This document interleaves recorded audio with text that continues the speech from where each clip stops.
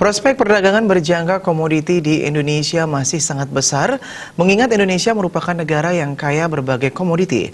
Namun masyarakat perlu memahami tingginya resiko investasi perdagangan berjangka komoditi sebelum memutuskan untuk berinvestasi.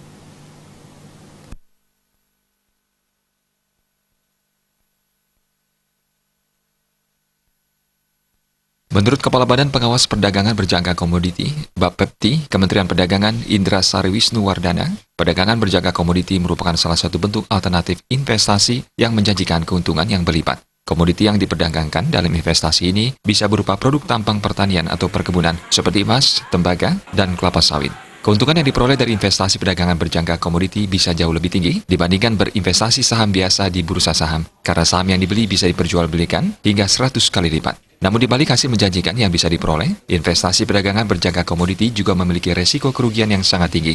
Oleh karena itu, pihaknya selaku pengawas perdagangan berjangka komoditi mengingatkan masyarakat agar benar-benar memahami terlebih dahulu perdagangan berjangka komoditi dan resiko-resiko kerugian yang mungkin terjadi. Ia juga tidak menyarankan orang yang memilih investasi perdagangan berjangka komoditi ini menggunakan uang pinjaman atau uang pensiun untuk berinvestasi. Berjangka komoditi adalah perdagangan yang dilakukan di bursa. Ini berbedanya dengan perdagangan bursa adalah bursa saham. Ini biasanya kalau saham itu kalau kita punya uang 100 juta itu dapat lembar saham senilai 100 juta. Tapi kalau di bursa komoditi ini kalau dengan uang 100 juta kita bisa bermain sampai 100 kali lipat. Trading 100 kali lipat. Cuman risikonya juga tinggi. Kalau pada pasar posisi yang berbalik loss, kita harus bisa tahan. Kalau tidak ya uangnya akan hilang.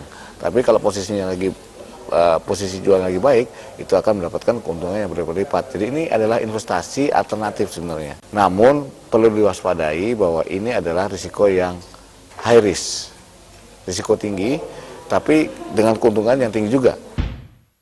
Dia menambahkan saat ini semakin banyak generasi milenial yang tertarik dengan investasi alternatif di samping investasi konvensional. Transaksi rata-rata perdagangan berjangka komoditi tahun 2018 lalu mengalami peningkatan hingga 20% atau mencapai 39.000 transaksi. Kedepannya, Bapepti selaku pengawas perdagangan berjangka komoditi akan melakukan sosialisasi kepada masyarakat dengan mengadakan Futures Trading Learning Center bekerjasama dengan kampus-kampus, membuat pojok perdagangan berjangka, dan memasukkan materi perdagangan berjangka komoditi dalam mata kuliah jurusan ekonomi. Diharapkan semakin banyak masyarakat memahami industri ini, sehingga perdagangan berjangka komoditi bisa tumbuh dan berkembang dengan baik. Eka Yana, Bali TV.